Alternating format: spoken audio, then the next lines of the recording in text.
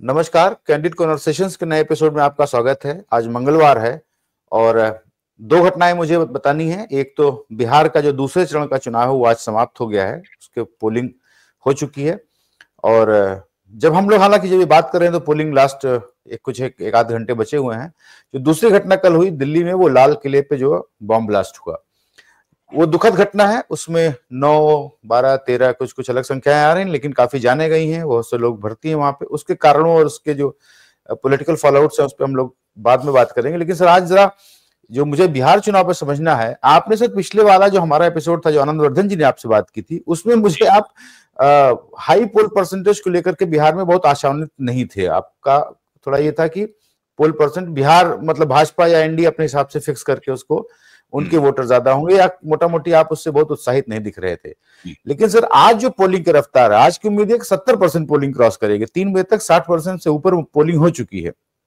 आपको अभी लगता है कि वहां पे महागठबंधन का कोई चांस नहीं है, या भाजपा के हिसाब से अपने हिसाब से पोलिंग करा रही, जो ट्रेनों में भर के लोग ले जाए गए हैं, या उनके ही वोटर जो वहां पे ज्यादा वोट दे रहे हैं, या इन जनरल एंटी इनकम्बेंसी में जो होता है कि जनता निकल के वोट करती है एंटी इनकम्बेंसी के खिलाफ?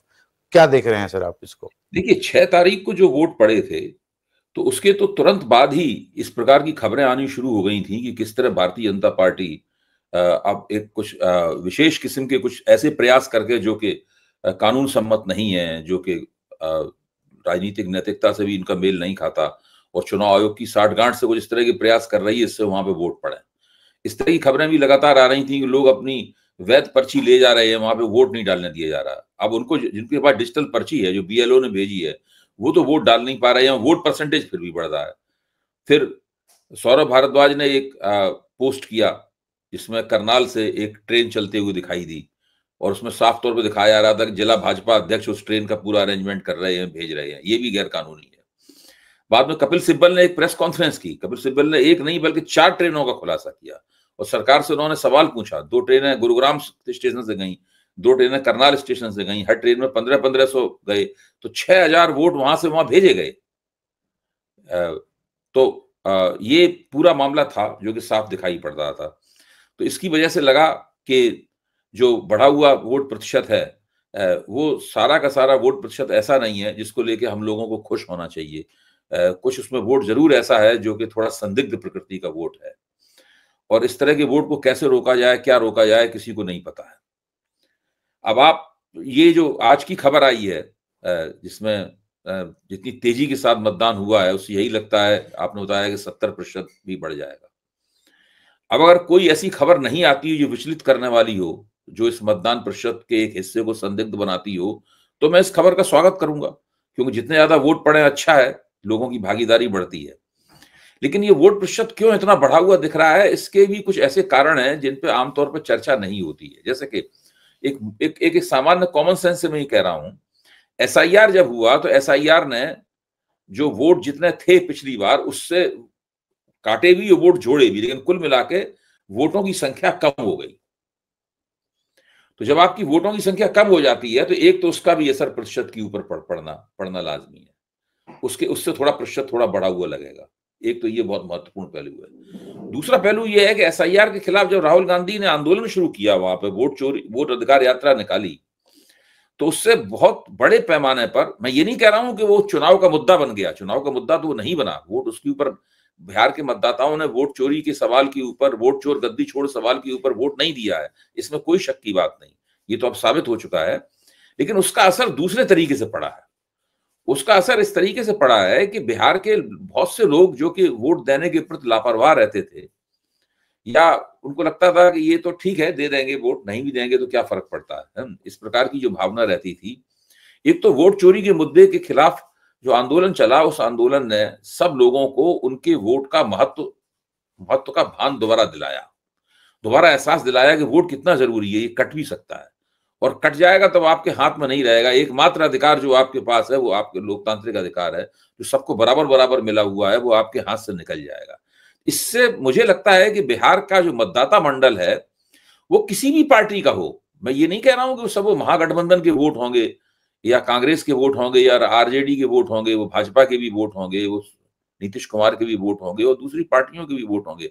सबको ये लगा कि भाई इस वोट बड़ी इंपॉर्टेंट चीज है, एसआईआर की प्रक्रिया ने और एसआईआर की प्रक्रिया की जो आलोचना हुई और विपक्ष ने उसके खिलाफ जो बड़ा आंदोलन खड़ा किया, उससे माहौल इस तरीके से बना कि लोगों को अपने वोट के महत्व की, वोट की अहमियत का फिर से एहसास हुआ, तीखा एहसास हुआ। तो मुझे लगता है कि ये जो वोट लोगों ने दिया है, इसके पीछे एक ये भी भावना थी, ये भावना पिछले चुनाव में नहीं थी, इस तरह की भावना, क्योंकि पिछले चुनाव में इस प्रकार की घटना ही नहीं हुई थी, प्रकरण ही नहीं हुआ था। ये भी एक बहुत महत्वपूर्ण पहलू है। लोग आमतौर पर कह रहे हैं कि भाई राहुल गांधी ने वोट चोरी की बात उठाई, बेकार हो गई, कोई फर्क नहीं पड़ा। हर चीज को इस रूप में देखना कि इससे चुनाव जीता जाएगा, हारा जाएगा, ये वो उचित नहीं है। ये भी एक पहलू है। दूसरे, मैं ये भी जानना चाहता हूं कि आखिरकार 20 साल से चल रही सरकार को बनाए रखने के लिए क्या कभी बहुत बड़े उत्साह से आज तक इतिहास में वोटिंग होते देखी गई है? एक ये भी, इस बात पे भी सोचना चाहिए। अच्छा, दूसरे इस बात पे भी सोचना चाहिए कि इस बात को तो आनंद जी भी अपने वक्तव्यों में कई बार रख चुके हैं और मैं उनसे सहमत हूं कि बिहार देश का सबसे ज्यादा युवा राज्य है। बिहार की 56% से ज्यादा, 56% के करीब आबादी जो है वो 25 साल या उससे कम की है। बिहार की जो मीडियन एज है, यानी मध्य आयु बिहार की जो है वो 20 साल है।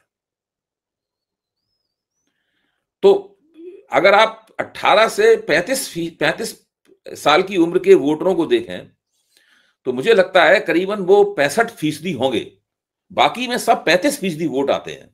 तो बिहार का मतदाता मंडल का एक बहुत बड़ा है, 2/3 हिस्सा तकरीबन जो है ना, वो युवा माना जाएगा। 35 साल का व्यक्ति भी युवा ही माना जाता है। तो सवाल यह है कि क्या ये एक इतना युवा मतदाता मंडल जो है, भले ही वो जातियों में बटा हो, भले ही वो समुदायों में बटा हो, भले ही उन पर किसी हिस्से के ऊपर एक सांप्रदायिक प्रभाव हो, ये जो मतदाता मंडल है, क्या इस मतदाता मंडल से हमें ये उम्मीद करनी चाहिए कि वो एक 75 और 74 साल के दो ऐसे नेताओं के नाम पे वोट देगा जो जो जो अपने जिंदगी की आखिरी पारी खेल रहे हैं? नरेंद्र मोदी 75 साल के हो गए हैं, उनको भाजपा के अंदर से भी बाहर करने की योजनाएं चल रही हैं, बातचीत उनके बारे में चल रही है। उनको राष्ट्रीय स्वयंसेवक संघ भी सोचता रहता है कब इनको रिटायरमेंट का पैकेज दें। चर्चाएं हम लोग भी करते रहते हैं कि भाई मोदी जी कब जाएंगे। नीतीश कुमार, जिनको भाजपा खुद ही मुख्यमंत्री बनाने के लिए तैयार नहीं है, और जिनके स्वास्थ्य के बारे में भी चर्चाएं चलती रहती हैं, लेकिन पिछले दिनों उन्होंने वापसी ली। अभी हम लोग इस पर चर्चा करेंगे, इसके ऊपर, नीतीश कुमार की। जी, तो नहीं, क्या इतना जो बड़ा 2/3 मतदाता मंडल इस तरह का है, वो इतने बुजुर्ग नेताओं की अपील से प्रभावित होकर वोट देगा? जबकि इन लोगों के मुकाबले खड़े हुए दो सबसे ज्यादा, भारत के इतिहास के सबसे ज्यादा युवा चेहरे हैं, उसमें एक 36 साल का है और एक 50 साल के आसपास का चेहरा है, जो बिल्कुल युवा चेहरे हैं, जिनकी एक्सपायरी डेट अभी बहुत दूर है। जबकि इन दोनों नेताओं की एक्सपायरी डेट तो सबको साफ साफ दिख रही है कि भाई नजदीक आ गई है। बहुत ज्यादा चलेंगे तो कुछ साल चलेंगे, एक इस चुनाव में चलेंगे, अगले चुनाव में फिर नहीं चलेंगे। तो ये तमाम बातें हैं, इन सब बातों के परिप्रेक्ष्य में हम लोगों को इस बढ़ी हुई वोटिंग को देखना चाहिए। जी, नहीं, मैं सर कपिल सिब्बल जी के बारे में, मतलब चूंकि वो बड़े वकील हैं तो हो सकता है उनको बिहार की भी उतनी ही नॉलेज हो जितना उनको बाकी कोर्ट कचहरी की है।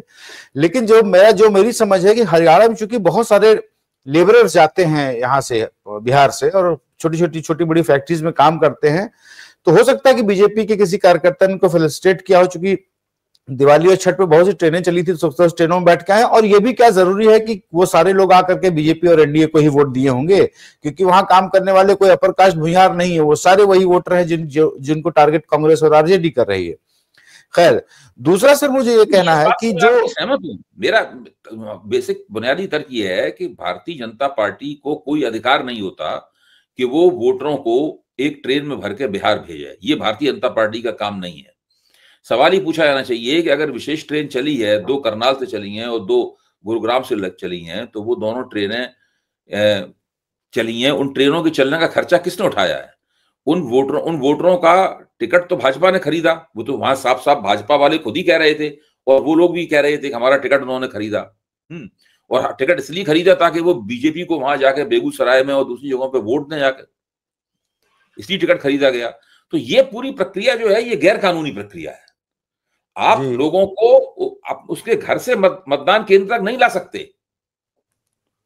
जो चुनाव संचालन के नियम है, उसमें कोई पार्टी किसी वोटर को अपने साधनों से, अपनी कार से, अपने रिक्शे से, अपने इक्के से और तांगे से वहां पर नहीं ला सकती, वो भी गलत माना जाता है। ये तो खुल के एक प्रदेश से दूसरे प्रदेश में ट्रेन भेजी जा रही है, ये प्रश्न है।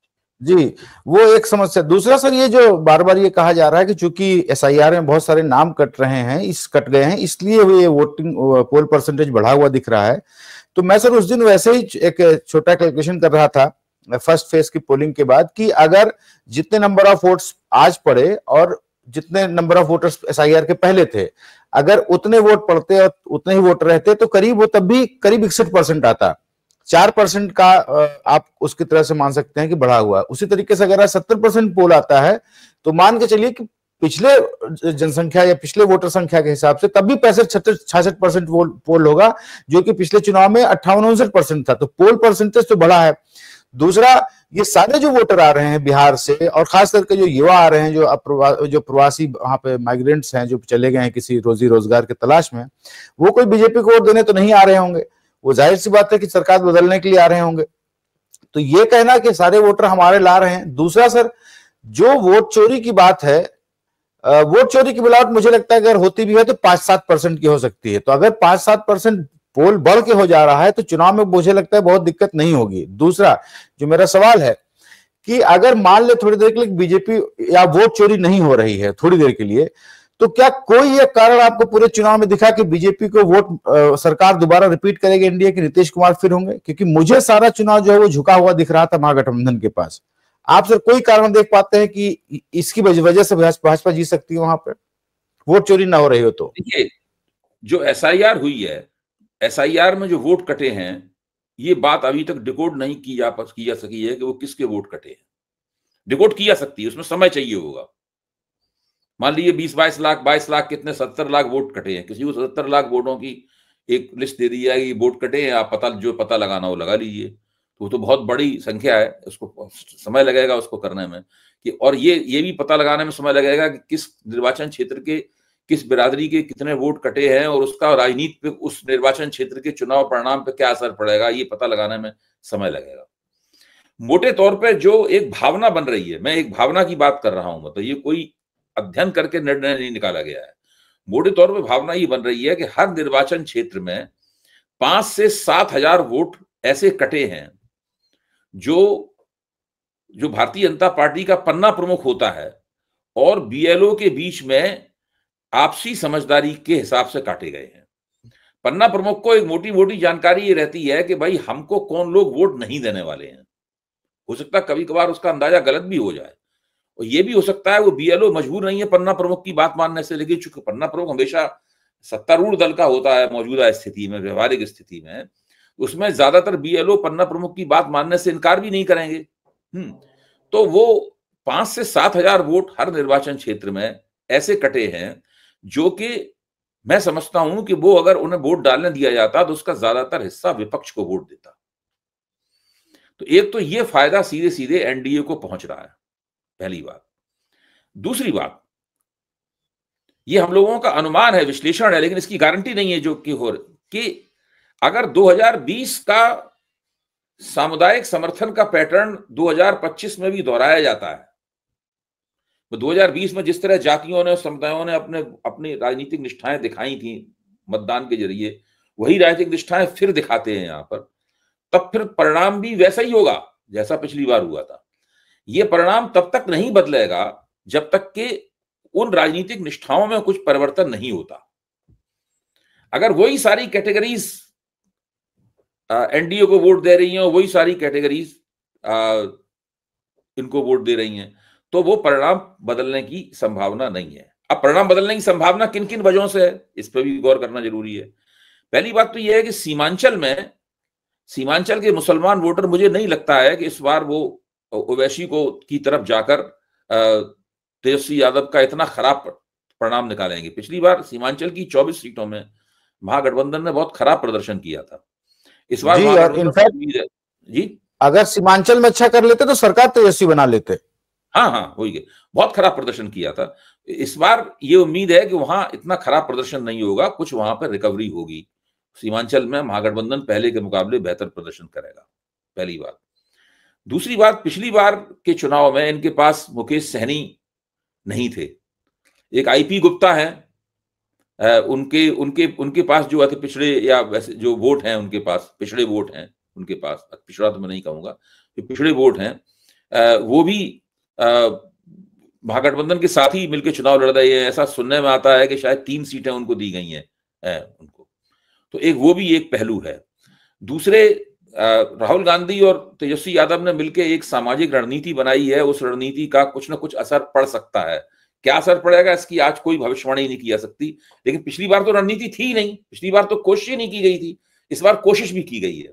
अच्छा, बिहार में सब लोग, जो लोग ये मानते हैं कि एनडीए की सरकार बनेगी, वो भी ये मानते हैं कि तेजस्वी की चुनौती बहुत मजबूत है।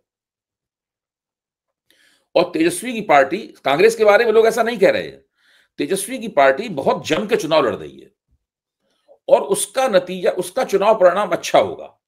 वो मानते हैं कि महागठबंधन के दूसरे घटक हैं, उनका चुनाव परिणाम शायद इतना अच्छा ना हो।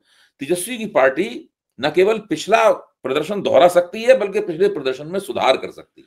तो 143 पे तो चुनौती जबरदस्त है हर जगह। जहां भी ऐसा कोई आरजेडी का उम्मीदवार नहीं है जिसके बारे में कहा जा रहा हो कि वो 2 मन से लड़ रहा है, कमजोरी से लड़ रहा है, या उसके पास संसाधनों की कमी है, या उसकी चुनौती। आरजेडी ने टिकट भी अपनी बुद्धिमानी से बांटे, उनके टिकट बांटने की भी आलोचना नहीं हुई है। और यहां तक कि कांग्रेस वगैरह के अंदर ये एक भावना है कि आरजेडी ने उसको ऐसी सीटें दी हैं कांग्रेस को जो कि जिताऊ सीटें नहीं है, जबकि खुद सारी जिताऊ सीटें जो है अपने पास रख ली हैं। तो अगर महागठबंधन को अच्छा प्रदर्शन करना है तो आरजेडी को अपना प्रदर्शन जो है वो 100 सीटें या उससे कुछ पार ले जाना होगा। अगर वो 100 सीटों या उससे 100 प्लस ले जा सकता है, भले ही 5 सीटें जो हों, 2 सीटें हों 100 से ज्यादा, उसके बाद में तो फिर मुकेश सैनी का प्रदर्शन, सीपीआई एमएल का प्रदर्शन, कांग्रेस का प्रदर्शन, ये सब प्रदर्शन मिलकर वो लोग बहुमत के करीब पहुंच सकते हैं। आरजेडी का प्रदर्शन ही महागठबंधन की सरकार बनने का मुख्य इंजन होगा, लोकोमोटिव वही होगा, उसी के हिसाब से होगा। इधर जो एनडीए है, एनडीए में एक समस्या है। वो समस्या जो सीट बांटने का जो इसकी संरचना है उससे पैदा होती है। उसमें क्या है कि भाजपा और नीतीश कुमार को बराबर बराबर सीटें मिली हैं। अच्छा, भाजपा नीतीश कुमार को पहले दिन से ही अगर घोषित कर देती कि इन्हीं को मुख्यमंत्री बनाया जाएगा तो ये दिक्कत नहीं आती। इससे क्या हुआ है कि इन दोनों के बीच में एक होड़ हो गई है, भाजपा और एनडीए और जनता दल यूनाइटेड के बीच में। और जनता दल यूनाइटेड के जनाधार को उसके कार्यकर्ताओं में और उसके नेताओं में भी इस बात का एहसास है कि चिराग पासवान ने पिछली बार उनको बहुत परेशान किया था, एक तरह से धोखा दिया था, खुला धोखा दिया था, कह के धोखा दिया था उन्होंने उसको। तो ये सारी परिस्थिति जो है, वो सारी परिस्थिति शक पैदा करती है कि नीतीश कुमार के वोट जो हैं शायद उस तत्परता के साथ में और उस अनिवार्यता के साथ में भारतीय जनता पार्टी और चिराग पासवान के उम्मीदवारों को ना मिले। अगर ये जो हम लोगों का शक है 100% सही हो जाए तो मामला ही कुछ का कुछ हो जाएगा। लेकिन अगर ये शक 15-20% भी सही साबित होता है, मैं तो ये कहता हूं, तो तब भी एनडीए के लिए दिक्कत होगी काफी। अच्छा, नहीं सर, मुझे एक दूसरे तरीके का शक है। शक यह है कि आप इधर जब फर्स्ट फेज की पोलिंग के बाद आप तेजस्वी की बॉडी लैंग्वेज देखिए, जो वो स्पीच दे रहे हैं या बीच बीच में वो कुछ नौकरी संवाद और क्या क्या करते हैं, कुछ वीडियोस भी जारी करते हैं, उनकी जो भाषा है, उनकी जो बॉडी लैंग्वेज, उससे बहुत कॉन्फिडेंट दिखते हैं और खुश दिखते हैं। लेकिन जो कांग्रेस के नेता है, जैसे कपिल सिब्बल जी को प्रेस कॉन्फ्रेंस करने की क्या जरूरत थी, या व्यक्तिगत बातचीत में भी पता नहीं कि कांग्रेस वाले बहुत डरे हुए हैं। उसके 2 कारण हो सकते हैं। एक तो मुझे लगता है कि वोट चोरी का, चूंकि आजकल उनके पूरे उसमें भूत सवार है, तो शायद उनको उससे भी लगता होगा कि सब खत्म हो गया, सारा वोट चोरी हो गया। दूसरा, या तो कांग्रेस है ही नाकारा, पिछली बार जो 70 सीट लड़के 17 ले आए या कितने ले आए, इस बार भी जो है फिर से वो अगर इनको लगता है कि वही हो जाएगा, तो ये ब्लैक शीप कांग्रेस ही है उसमें। अगर ये मतलब फंसेंगे तेजस्वी तो कांग्रेस की वजह से फंसेंगे, क्योंकि मुझे ये शक है कि कांग्रेस की जो बॉडी लैंग्वेज, ये सब बातें कर रहे हैं, वो इसीलिए वो खुद अंडर परफॉर्म करने वाले पिछली बार की तरह से। हो सकता है। मैं कांग्रेस की चुनाव में बदइंतजामी बहुत पुरानी है और वो बार बार हर चुनाव में निकल कर आती है। अब हरियाणा चुनाव में राहुल गांधी ने ये साबित करने की कोशिश की है, और काफी विश्वसनीय सी भी बात उनकी लगती है कि 25 लाख वोट चुरा लिए गए। लेकिन ऐसी कई सीटें हैं जिन सीटों के ऊपर अगर कांग्रेस ने ठीक से टिकट दिए होते तो वो सीटें वहां शर्दिया जीत जाते, क्योंकि जिसको टिकट नहीं दिया वो पता लगा एक सीट है, वो 52,000 वोट ले गई बंदी, और कांग्रेस का उम्मीदवार तीसरे नंबर पर चला गया, जबकि वो टिकटार्थी थी। अगर उसको टिकट दे देते तो 100% जीती जाती चुनाव में, जो है वो पिछली बार 2 नंबर थी। हाँ, पिछली बार 2 नंबर थी वो। कांग्रेस की इन समस्याओं से मैं इनकार नहीं कर रहा हूं, और कांग्रेस का फोकस वोट चोरी के ऊपर बहुत ज्यादा है, तो उन्हें हो सकता है हर जगह वो वोट चोरी ही दिखाई देती हो। लेकिन मेरा मन और दिमाग दोनों ये मानने से इनकार करने के लिए तैयार नहीं है कि बिहार चुनाव में भाजपा की तरफ से और चुनाव आयोग की साठगांठ से कोई अंदरूनी घपला नहीं किया जा रहा है। ये मैं नहीं मान सकता कि सारा चुनाव ईमानदारी और निष्पक्षता से हो रहा है वहां पर। अब वो घपला क्या है, वो घपला उस घपले की प्रकृति क्या है? वहां एसआईआर पहले की गई है, वहां पे दिल्ली के, उत्तराखंड के तमाम भाजपा के नेता और कार्यकर्ता जा जाके वोट दे रहे हैं वहां पर, और उसके ऊपर हंगामा भी हो रहा है, ट्रेनें भेजी जा रही हैं, एसआईआर में जो वोट कटे हैं वो कौन से क्या वोट कटे हैं, ये सब मिलके एक संदेह का वातावरण तो बनाते ही हैं।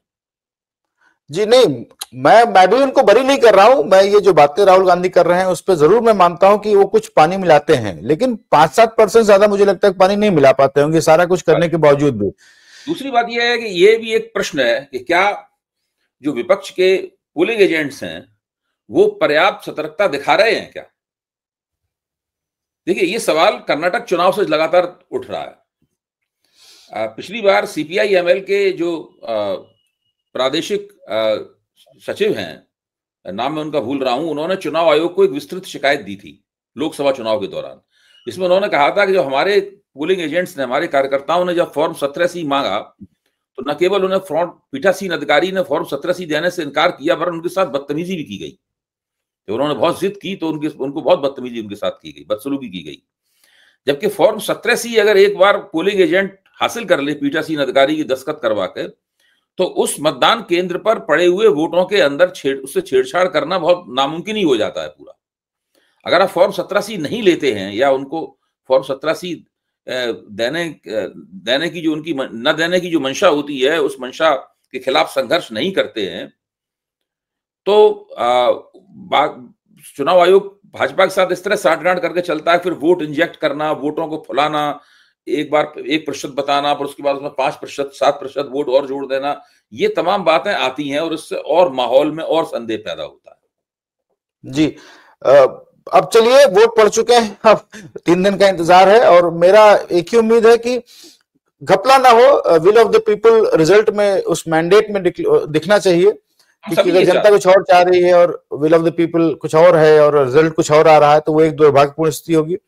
लेकिन सर, मुझे बात करनी है, लास्ट सवाल, दिल्ली के जो बम धमाके हैं।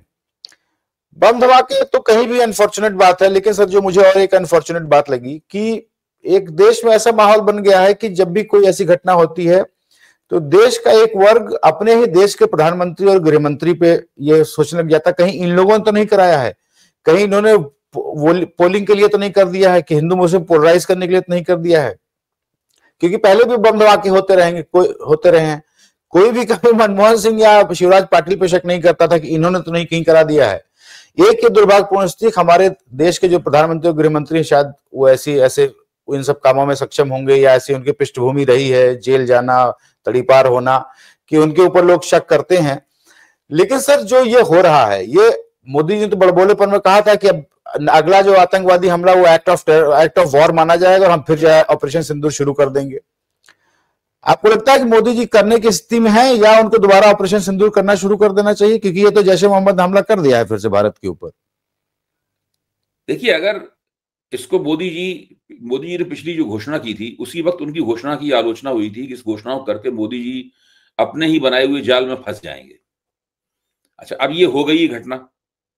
इस घटना से पहले जितने बड़े पैमाने पर आरडीएक्स और वो सब विस्फोटक सामग्री मिली थी, वो बताती है कि काफी दिनों से ये सब चीजें जमा हो रही होंगी। एक दिन में तो इस तरह की चीजें जमा नहीं होती हैं। तो अब सवाल ये है कि क्या सरकार कह रही है कि ये पाकिस्तान का कराया हुआ है? ऐसा तो सरकार ने अभी तक आधिकारिक कोई वक्तव्य नहीं दिया है कि पाकिस्तान कराया हुआ है। पुलिस भी पाकिस्तान का नाम लेने से परहेज कर रही है। कोई बीजेपी का प्रवक्ता भी पाकिस्तान का नाम लेने से परहेज कर रहा है। यहां तक कि बीजेपी के जो समर्थक एंकर हैं वो भी इसे आतंकवादी घटना तो करार दे रहे हैं, लेकिन पाकिस्तान का नाम नहीं कोई ले रहे हैं। नहीं, कल शाम तो सर उन्होंने पहले और भी संभावनाएं कि सिलेंडर फट सकता है, सीएनजी का टैंक फट गया होगा, कुकर फट गया होगा, कुछ कुछ और भी उसमें एंगल जोड़ रहे थे। जी जी जी, शुरू में तो बिल्कुल उसको उसको उसको उसको एक तरह से हल्की घटना बताने के चक्कर में थे, उसे आतंकवादी घटना बनाने, लेकिन वो घटना इतनी बड़ी थी कि वो उसको दबाना संभव नहीं हो पाया। अच्छा, अब जो प्रक्रिया पूरी चल रही है इसमें मुझे लगता है कि सरकार की तरफ से कोशिश पूरी यह है कि इसमें ज्यादा पाकिस्तान वगैरह के नाम की बात ना हो। अच्छा, पाकिस्तान के नाम की बात ना हो तो क्यों, ऐसे कौन सा आतंकवादी संगठन है जिसकी टेरर फंडिंग कोई और से हो रही है? या ये बताइए आप कि अफगानिस्तान से टेरर फंडिंग हो रही है या मध्य पूर्व से आ रहा है पैसा उनके पास, पाकिस्तान का उसमें हाथ है नहीं। कुछ देखिए क्या लोग अभी तो क्या थेरी बिन के लाते हैं, क्योंकि पाकिस्तान का नाम अगर बताएंगे तब तो फिर इनसे कहा जाएगा कि भाई अब तो ये एक्ट ऑफ वार हो गया, आपने तो अपनी पॉलिसी घोषित कर दी थी। बहुत दिन भी नहीं हुए उस बात को, याद भी है और वो सारे टीवी के ऊपर जो चबा चबा कर और गुस्से में जो गोदी मीडिया के एंकर बोल रहे थे कि अब तो पाकिस्तान को छोड़ा नहीं जाएगा, ऑपरेशन सिंदूर उनके खिलाफ भी चल जाएगा, तो वो सारी बातें इनसे पूछी जाने लगेंगी।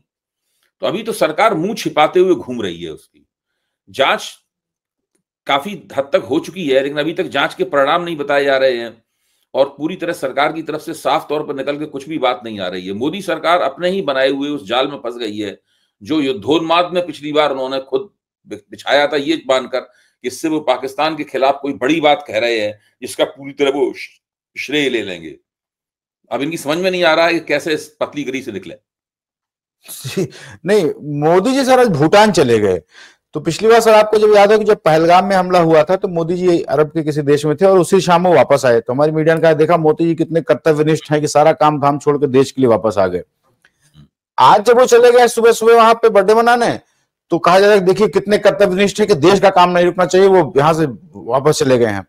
अभी यही राहुल गांधी कहीं चले और बात चल रही है कि राहुल गांधी देखिए निकल गए, न्यूयॉर्क चले गई प्रियंका गांधी, जबकि भाई वो तो ना सत्ता में है ना उनको कुछ करना है, उनके पहले से टिकट्स रहे होंगे तो वो तो चले ही जाएंगे।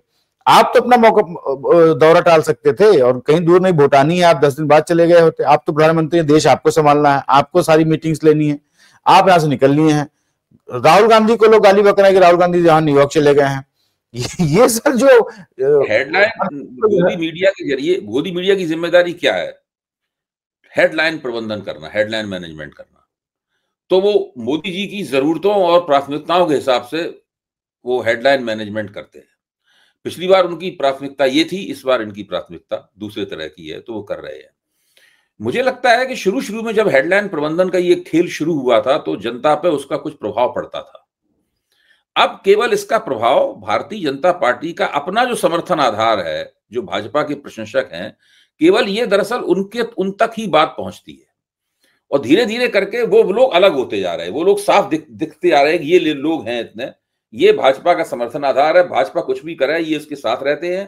भाजपा को डर ये है कि ये साथ ना छोड़ दे कहीं, जो कि इसमें ऑपरेशन सिंदूर के दौरान पहली बार इस प्रकार का खतरा पैदा हुआ था कि इस हिस्से के मन में भी सवाल आया था कि भाई ट्रंप ने कैसे संघर्ष विराम की घोषणा कर दी भारत से पहले और मोदी जी उसका जवाब क्यों नहीं दे रहे हैं। तो इस प्रकार की बात है। मेरे ख्याल से ये जो प्रबंधन है ये केवल उसी तबके को ही संबोधित होता है, आम लोगों पे उसका अब ज्यादा कोई असर होता नहीं। क्योंकि देखिए उस वक्त पहले सोशल मीडिया भी इतना प्रभावशाली नहीं था, सोशल मीडिया का प्रभाव का काफी विस्तार हुआ है और वो ज्यादा से ज्यादा बहुत बड़े पैमाने पर लोगों तक वो उसकी सोशल मीडिया के जरिए न्यूज एनालिसिस, खबरें वगैरह सब पहुंच रही हैं। अब तो कई ऐसे सोशल मीडिया के प्लेटफॉर्म हैं जो रिपोर्टिंग भी कराते हैं। अब तो वो धीरे धीरे करके वो पहलू भी बढ़ता जा रहा है, पहले कम था, पहले केवल ये ओपिनियन राय देने वाला ही, विश्लेषण करने वाला ही पहलू था। अब तो जगह जगह निर्वाचन क्षेत्रों में जाते हैं, लोगों से बातचीत करते हैं, वो सब भी होने लगा है। तो सोशल मीडिया भी अपने प्रदर्शन को बहुमुखी बना रहा है उसमें। तो इससे इनकी पहुंच और भी कम होगी, इनकी जो व्यावसायिक चैनल है इनकी पहुंच और भी कम होगी। जी, तो सर आज के लिए इतना ही और दर्शकों से मैं कहूंगा कि आप लोग एग्जिट पोल वगैरह का रस लेते रहिए, ये मनोरंजन है। 3 दिन के बाद रिजल्ट आ जाने हैं और उम्मीद करूंगा कि will of the people reflect होगा इस मैंडेट में और जो नतीजे घोषित किए जाएंगे। और ऐसा नहीं है कि बीजेपी एक तरफा चुनाव जीतेगी, अगर बेईमानी भी करेगी तो खींचतान के जीतेगी, अगर बेईमानी नहीं होगी तो मुझे लगता है कि ये बात सही है बिल्कुल आपकी कि जो भी फैसला होगा वो बहुत कम अंतराल से होगा। हाँ, तो लेकिन एज महागठबंधन को है, जो बाकी माहौल है, तो 14 तक का इंतजार करिए। और तब तक के लिए धन्यवाद। और सर आपका बहुत बहुत धन्यवाद, थैंक यू सो मच।